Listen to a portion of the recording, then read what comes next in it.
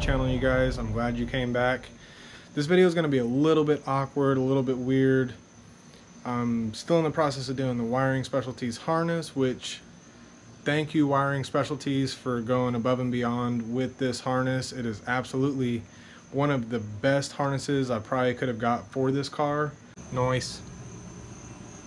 I'm really happy with it, especially knowing that the EMU Classic by ECU Masters is probably one of the lesser known ECUs by them, and they literally had, I think it was about 6 weeks of time or so to get this harness completely done, completely ready for this vehicle. Now, my biggest screw up was not getting everything in place that I needed to have this car running once I got that harness. This is what we're gonna look into. Do you know what really grinds my gears? Runs. You know what else grinds my gears? Cars that don't run. There's just something about this harness that just tells me this car is gonna be wickedly awesome. Oh, that's another thing that grinds my gears. Check it out. Missing a striker and a run,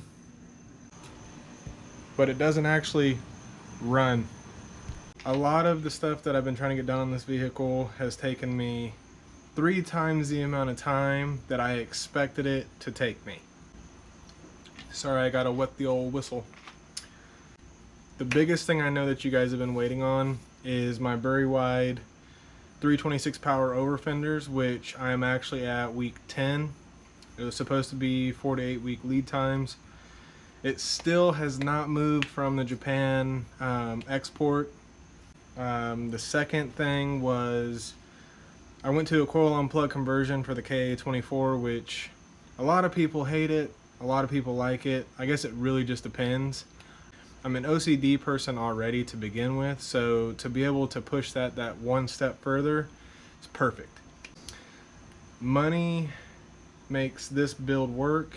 I also don't know if you guys can tell or not, but I do have shirts. I'm gonna link my site right down here. I do have shirts if you guys want to help support this build and actually see it out on the road and burning tires off and doing all of that and going to car meets and car shows. Support your boy, you know. Like, this is one of my favorite shirts. Built to boost, turbocharged, and obviously on the back, I don't know how well you can see everything, but it has a little section right down here. It has horsepower numbers, 700. I'm looking to get around that. Hopefully it's possible. If it's not, I'm not gonna hate it, because when I built the motor, I gapped the rings for about 25 to 27 pounds of boost. It is a 3582 turbo, so there is a good chance with 25 pounds it might be like in the 600, 650 ballpark. I'm sorry. I think 32 pounds would probably give me about 750.